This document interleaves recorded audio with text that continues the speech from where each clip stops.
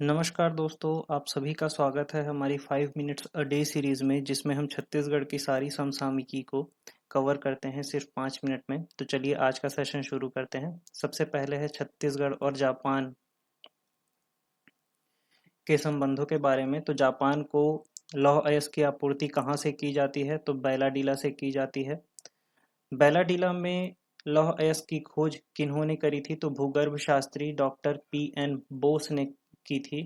और बैलाडीला का सर्वेक्षण एवं मानचित्र किन्होंने बनाया था? तो जियोलॉजिकल सर्वे ऑफ इंडिया में रहे डॉक्टर कुक्षक ने बैलाडीला का सर्वेक्षण और मानचित्र बनाया था, और इन्होंने ही 14 भंडारों को चिन्हांकित किया था।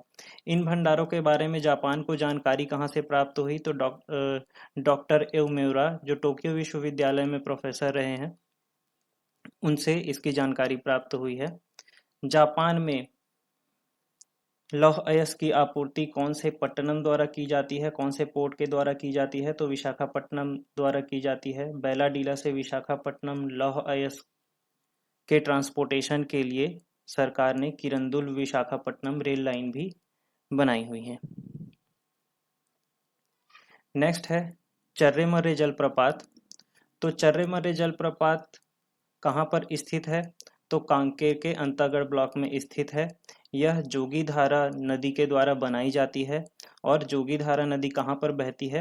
तो मटला घाटी में बहती है। इससे एक क्वेश्चन और बन सकता है कि मटला घाटी कहाँ पर स्थित है? तो उसका आंसर होगा कांकेर जिला, अंतागढ़ ब्लॉक। उसके बाद है मनोहर सागर। मनोहर सागर कौन सी नदी पे बनाया गया है? तो बाग नदी में, राजनांदगांव में। इस सागर से सिंचाई परियोजना चलती है महाराष्ट्र और मध्य प्रदेश से, परंतु इसमें सिंचाई का कोई भी भाग छत्तीसगढ़ को प्राप्त नहीं होता है। इसका पूरा नियंत्रण महाराष्ट्र सरकार के पास है। उसके बाद है उत्कर्ष।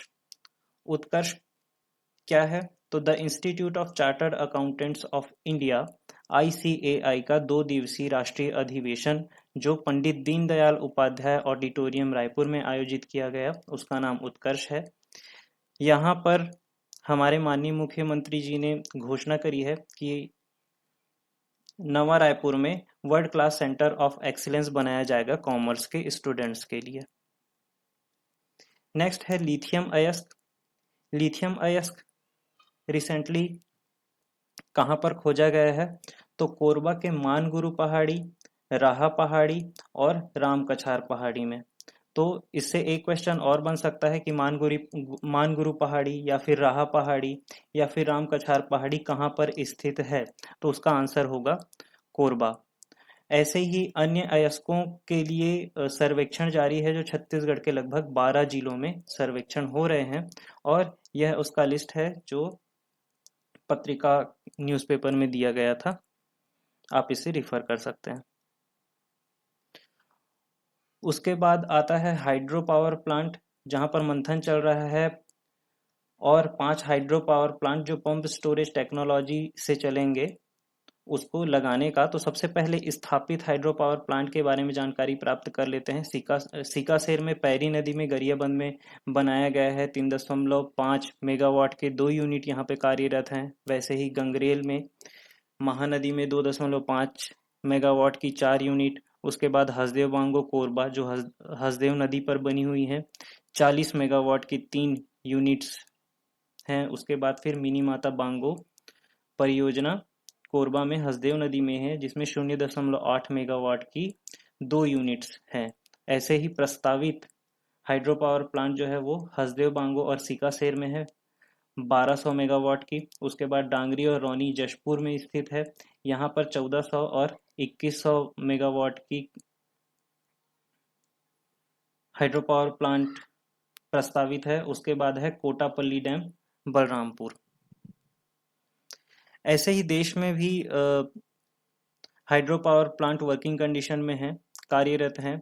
तो तेलंगाना में नागार्जुन सागर श्रीशैलम, तमिलनाडु में कदमपराई, महाराष्ट्र में भीरा घाटकर, पश्चिम बंगाल में पुरुलिया, उत्तराखंड में टिहरी, और फिर तमिलनाडु के कुदाह और आंध्र प्रदेश के पिन्नापुरम में साझा तौर पर ऐसे ही पंप स्टोरेज पावर प्लांट कार्यरत हैं। नेक्स्ट है अदिति स्वामी के बारे में। इन्होंने तीरंदाजी में सबसे कम उम्र में विश्व चैंपियन का खिताब प्राप्त किया है। इन्होंने ही जूनियर वर्ल्ड टाइटल भी जीता था। इसके बाद शिव मंदिर देव बलौदा, वो न्यूज में रही है। तो यह न्यूज में क्यों रहा है? तो यह एक ही पत्थर का बिना शिखर वाला शिव मंदिर है छत्तीसगढ़ में। यह 12वीं-13वीं शताब्दी में बनाया गया है और किंवदंतियों की माने तो यह एक व्यक्ति के द्वारा ही सिर्फ रात में काम करके बनाया गया है। अगर मंदिर की स्थापत्य कला को देखें तो यह खजुराहो और भोरम देव की शैली में बनी हुई है और यह मंदिर सेकंड जनरेशन के टेम्पल आर्किटेक्चर से मेल खाती है।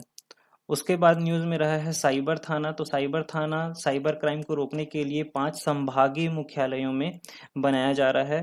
5 संभागीय मुख्यालय रायपुर, दुर्ग, बिलासपुर, अंबिकापुर और जगदलपुर। और इस थाना में पोर्टेबल साइबर लैब की भी सुविधा रहेगी। उसके बाद वर्तमान में हमारे कैबिनेट सेक्रेटरी राजीव गाबा जी के बारे में है कि इन्होंने एक रिकॉर्ड बनाया है सबसे लंबे समय तक कैबिनेट सचिव रहने का। आज के लिए न्यूज़ में सिर्फ इतनी ही बातें थी जो हमारे परीक्षा के लिए उपयोगी हैं। ऐसे ही और वीडियोस के लिए आप सब्सक्राइब कर सकते हैं हमारे चैनल को और ज्वाइन कर सकते हैं CGPSC Vyapam CA Telegram channel को। अगर यह आपके परीक्षा के लिए उपयोगी है तो प्लीज़ शेयर कीजिए अपने दोस्तों के साथ। Thank you.